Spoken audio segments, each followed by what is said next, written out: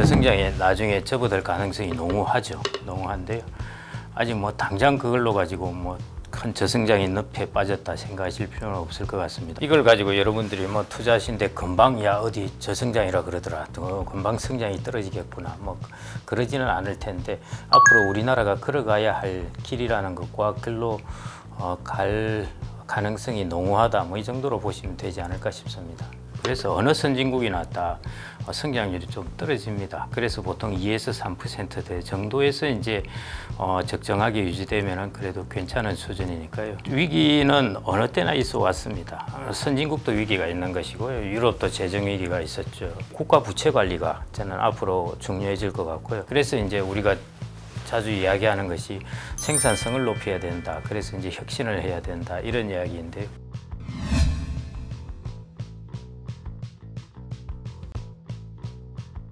특별한 경제 강의 머니 특강. 안녕하세요, 주식초등학교 여러분. 오늘 특강을 맡은 김경록입니다. 반갑습니다. 예, 뭐 성장률이 이미 낮아졌고요. 뭐 과거에 보시면 아시겠지만은 뭐 10년 단위로 좀 툭툭 떨어집니다. 그런데 이제 외신에 나왔다고 해서 너무 지금 뭐 바로 성장이 바로 다가온다, 저성장이, 그렇게 보실 필요는 없을 것 같고요. 원래 뭐 거시경제 변수는 천천히 움직이니까요. 그래서 물론 이제 저성장에 나중에 접어들 가능성이 농후하죠. 농후한데요.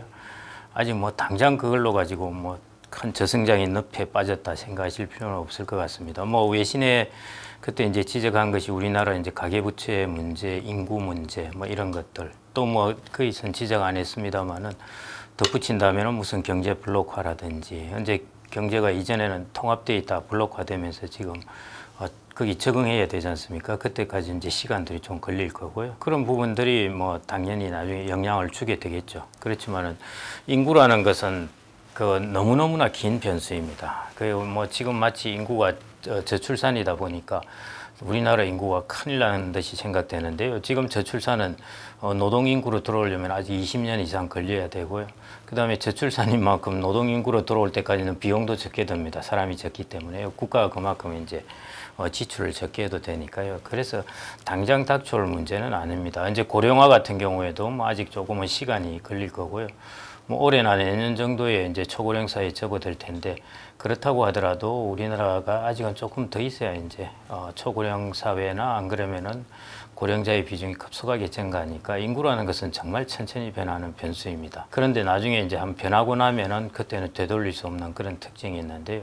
그래서 이제 이걸 가지고 여러분들이 뭐 투자하신데 금방 야 어디 저성장이라 그러더라, 또 금방 성장이 떨어지겠구나, 뭐 그러지는 않을 텐데 앞으로 우리나라가 걸어가야 할 길이라는 것과 글로 갈 가능성이 농후하다, 뭐 이 정도로 보시면 되지 않을까 싶습니다. 저성장의 문제는 인구 뭐 이런 문제뿐만은 아닙니다. 인구가 큰 역할을 하긴 하는데요. 아시다시피 이제 경제의 규모가 한 10 정도 되다가 50 됐다가 100이 되었다가 10이 될 때는 우리가 성장을 10% 하려면 1만 더 생산을 하면 되는데요. 100이 될 때는 10% 하려면 100이 더 생산해야 되지 않습니까? 그래서 어디나 이제 한계 생산성이라고 그러죠. 그런 게 체감하기 마련이기 때문에, 그래서 어느 선진국이나 다 성장률이 좀 떨어집니다. 그래서 보통 2에서 3%대 정도에서 이제 적정하게 유지되면은 그래도 괜찮은 수준이니까요. 현재 우리가 뭐 이전에 보던 5% 이런 고성장의 시기는 이미 현재 생산 인구도 추가로 증가하지 않는 것이고, 그 다음에 이제 자본도 막 자본량을 늘려가지고 하는 것도 이미 한계에 달한 것입니다. 그래서 이제 그런 영향으로 오게 된다 보시면 될 것 같고요. 인구 문제는 뭐 이렇게 보시면 되겠습니다. 우리가 100명이 있는데요. 100명이 바나나 100개를 생산을 했습니다. 그러면 1인당 바나나 1개를 생산을 했잖아요. 근데 인구는 똑같아요. 그런데 50명이 이제 나이가 들어서 생산을 못하고 50명이 바나나를 만들어야 됩니다. 그러면은 이전처럼 똑같이 생산하려면 그냥 성장이 그대로 성장률도 아니고요. 생산만 유지되려 하더라도 한 명이 2개를 만들어야 되거든요. 그게 이제 생산성의 문제입니다. 그래서 이제 생산성이 획기적으로 나아지지 않는다면은 한 명이 바나나 2개를 생산하기가 쉽지 않다는 것이죠. 그러면은 아까 말씀드렸듯이 그 50명이 이제 바나나를 50개를 생산한다 그러면 이제 생산성이 안 높아지고요. 그러면 1인당 바나나 생산량은 0.5개로 줄어듭니다. 그냥 그게 이제 저성장입니다. 인구에 따라서요. 인구에 따라서 우리가 성장률 전망할 때 이것은 이제 생산 인구를 가지고 심플하게 그냥 쭉 계산이 됩니다. 그래서 뭐 그런 것 때문에 이제 성장률이 주되게 낮아진다고 보시면 될 것 같고요. 이제 거기에다가 자본의 양을 늘리는데도 한계가 있고, 그래서 이제 우리가 자주 이야기하는 것이 생산성을 높여야 된다. 그래서 이제 혁신을 해야 된다. 이런 이야기인데요. 생산성을 높여서 또 그 아까 말씀드렸듯이 한 명이 바나나 생산량을 왕창 늘리기도 어렵습니다. 그래서는 뭐 어느 나라나 긴 역사적으로 보더라도 생산성 높인다는 게 그렇게 쉽지는 않은 일이거든요. 그래서 최근에 구조조정이라든지 혁신이라든지 혁신도 마찬가지에 이제 생산량을 늘리게 해줄 거고, 그다음에 구조조정도 생산하는 방식을 바꾸는 것이니까 그것도 비효율을 줄이니까 생산성을 높일 겁니다. 이제 이런 방식 등등을 통해서 성장률이 이제 떨어지는 것을 조금 연착륙을 하게 하는 것, 그게 아마 앞으로의 과제라고 보시면 되겠습니다. 위기는 어느 때나 있어 왔습니다. 선진국도 위기가 있는 것이고요. 유럽도 재정 위기가 있었죠. 그 다음에 재정위기 있을 때 피기즈 국가라고 포르투갈, 뭐 다 이태리하고 이런 나라들, 그리스 다 어려웠지 않습니까? 그리고 뭐 80년대도 선진국은 여전히 위기들이 있었습니다. 부채 위기, 뭐 미국도 2008년에 글로벌 금융위기로 힘들었지 않습니까? 그래서 그런 위기들은 언제나 항상 선진국이든 개발도상국이든 있어 오는데요. 우리나라 같은 경우에는 이제 우리나라 특유의 위기로서는 이제 97년 IMF 외환위기였고요. 그 외에는 이제 글로벌 금융 쇼크를 받았죠. 그 다음에 코로나도 글로벌 쇼크니까요. 앞으로 우리나라가 이제 우리나라 고유로 좀 떠안게 될 리스크라 하면은 이제 아까 외신 이야기를 하셨는데 거기서 부채 이야기를 했지 않습니까? 지금 우리나라의 민간 부채 중에서도 가계 부채가 이제 많이 높아져 있으니까 그 부분이 이제 우리나라가 조금 취약한 고리라고 볼 수 있고요. 그 다음에 이제 앞으로 미래로 일어날 부분은 우리나라가 아마 부득이 국채를 발행해서 적자를 시현해야 되고요. 그러려면은 이제 국가 채무가 늘어나게 될 거고 국채 발행량이 늘어나게 될 텐데, 그러면은 이제 금리 변화에도 국가의 채무가 민감하게 반응을 하게 되고, 그 다음에는 이제 환율도 민감하게 반응하게 되거든요. 국가 채무 자체가 많아지니까요. 그래서 이제 그런 부분이 앞으로 우리나라에 아마 취약한 점이 되지 않을까 싶고요. 국가 채무는 뭐 아시다시피 지금은 GDP 대비해서 50% 정도 수준으로, 미국도 100% 이랬는데요. 거기에 비하면 아직 낮은 편이니까 뭐 지금 걱정하실 필요는 사실은 없습니다. 그런데 이 속도가 이제 초고령사에 접어들면 급속하게 빨라집니다. 일본 같은 경우에 GDP 대비해서 정부 채무 비중이 거의 10년마다 2배씩 되었거든요. 이 뜻은 우리가 지금 50%라면은 이게 100% 되었다가 또 10년 지나니까 200%가 되었다는 것이죠. 그만큼은 이제 어느 순간 급속하게 증가하게 되는데, 지금 그런 부분을 미리 우리가 이제 소위 말해 단도리를 잘 해놓고 계획이라든지 이런 부분을 잘 해놓지 않으면은 나중에는 이제 이미 늦다는 것입니다. 예, 그래서 이제 그런 부분이 우리나라가 앞으로 직면할 리스크 정도, 이렇게 보시면 될 것 같습니다. 그게 이제 지금 최근에 나와 있는 연금 개혁도 그 중이고요. 예, 그게 아주 이제 하나의 상징적인 부분이죠. 연금을 비롯해서 건강보험료도 앞으로 똑같이 이제 지출이 늘어나게 될 테이고요. 전체적으로 복지국가가 되고 고령사회가 되고 하면서 이제 지출이 늘어나게 됩니다. 그러면 이제 이게 재정 적자가 생기기 마련이고요. 왜냐하면 성장률은 플랫하게 이제 저성장으로 가는데 이제 지출은 늘어나니까 뭐 적자가 쌓일 수밖에입니다. 물론 이제 2008년 글로벌 금융위기 때 우리가 지출을 잘 관리해서 재정 적자를 관리한다고 하더라도 우리가 IMF 외환위기 때 한번 충격을 받자 그때 재정 지출을 점프하듯이 늘리지 않습니까? 그런 때가 꼭 옵니다. 한 번씩 충격을 받으면은 이제 재정에서 들어가야 될 때가 있거든요. 근데 우리나라가 IMF 외환위기 때는 우리나라 정부 부채 수준이 너무 워낙 낮아가지고요.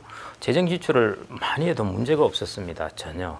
그래서 잘 견뎠죠. 근데 유럽도 영국도 그랬었고요. 뭐 50, 80% 이렇게 정부 부채 채무 수준이 되다가 글로벌 금융위기로 맞으니까 갑자기 여기서 110, 120% 이렇게 가버리게 되는 것이죠. 우리도 이렇게 잘 관리를 하고 확실하게 잘 관리하지 않고요.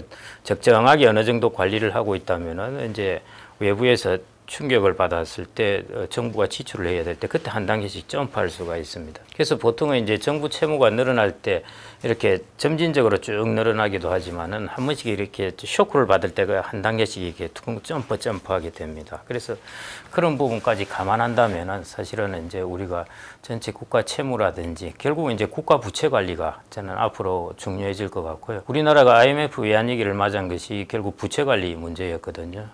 결국 은행이 이제 대출 채권 관리를 잘 못했던 것이죠. 그래서 부실 채권이 많아지고 기업은 대출, 결국 기업의 부채 관리죠. 그 부분을 이제 과다하게 부채를 이제 땡겨서 설비 투자를 과다하게 했는데 그만큼 생산성은 오르지 않고 그러다 보니까 이제 IMF 외환위기를 맞게 되었습니다. 뭐 그때 이제 우리나라 외환 보유고가 부족했다 이런 부분에 이야기를 하기도 하지만요. 그 이면에 근본적으로 그럼 왜 외국인이나 이런 사람들이 불신을 해서 달러를 빼갔겠느냐 문제죠. 그게 결국 우리나라 은행의 부실화 부분입니다. 은행이 부실 채권을 너무 많이 가지고 있었다는 것이죠. 그래서 그런 부분이 이제 문제를 그때 일으키게 되었는데요. 그 결국 이제 기업의 부채 관리 문제였죠. 지금 같은 경우에는 이제 그걸 한번 은행이 겪고 나서 이제 은행이 그 방향을 바꾸었습니다. 그래서 이제 기업은 하나가 터지니까 수천억이 부실화되더라 해서 이제 개인들에게 다 분산을 해서 대출을 하기 시작했습니다. 그게 이제 주택담보대출이고 가계대출이죠. 그래서 가계대출 중심으로 이제 많이 증가했고, 그 다음에는 이제 대기업 같은 경우에는 이제 많이 성장을 하면서 돈이 필요가 없어졌습니다. 그러니까 대기업은 돈을 안 쓰죠.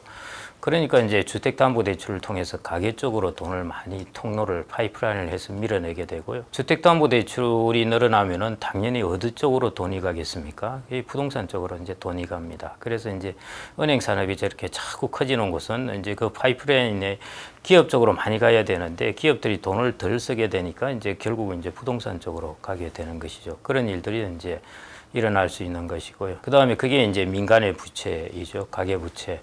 이거 그 다음에 이제 국가의 부채 이렇게까지 앞으로 더해질 텐데 결국 우리나라가 앞으로 이제 겪게 될 부분은 이제 이런 국가 민간 해서 이제 부채 문제라고 보아집니다.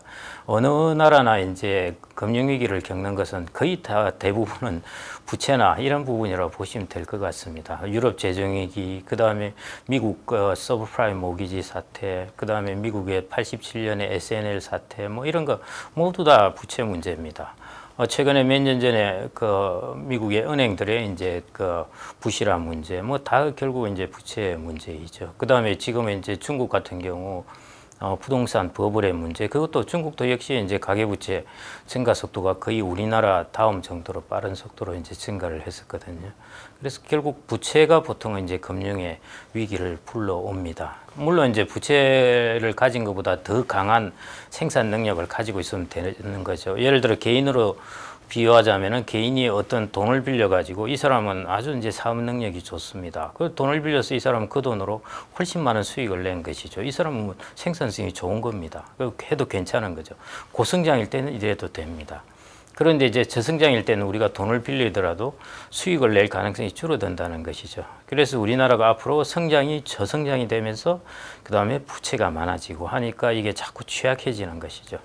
외환위기 같은 경우에는 우리가 그걸 이제 충격을 받고 나서 극복할 때 그래도 우리나라가 아직도 인구 구조 면에서나 이런 면에서 성장의 여력이 있을 때였습니다. 그리고 정말로 운이 좋게도 중국이 고성장을 하게 되었습니다. 그래서 우리는 아주 쉽게 탈출을 한 경우이거든요. 그런데 앞으로는 이제 부채는 쌓이는데 성장의 힘은 엔진은 약해진다. 그게 외신에서 이야기했던 그런 부분인데, 그러면은 부채는 돈을 땡겼었는데 이걸 가지고 내가 생산을 하는 능력은 떨어지고 하면은 이거의 버든이 자꾸 커지는 것이죠. 예, 그래서 그게 이제 앞으로 우리나라가 조금 중기적, 장기적으로 맞게 될 부분, 그런 리스크가 아닌가 생각됩니다. 그게 이제 예를 들어 가계부채 최근에도 이제 뭐 금융위도 그렇고 한국은행도 그렇고 지금 가계부채 다 신경을 쓰지 않습니까? 이제 금리 인하를 하는 데 있어서도 지금 이제 조금 고민이 되는 부분이 이제 가계부채라든지 이런 것들을 다 감안을 하고 있는 것이거든요.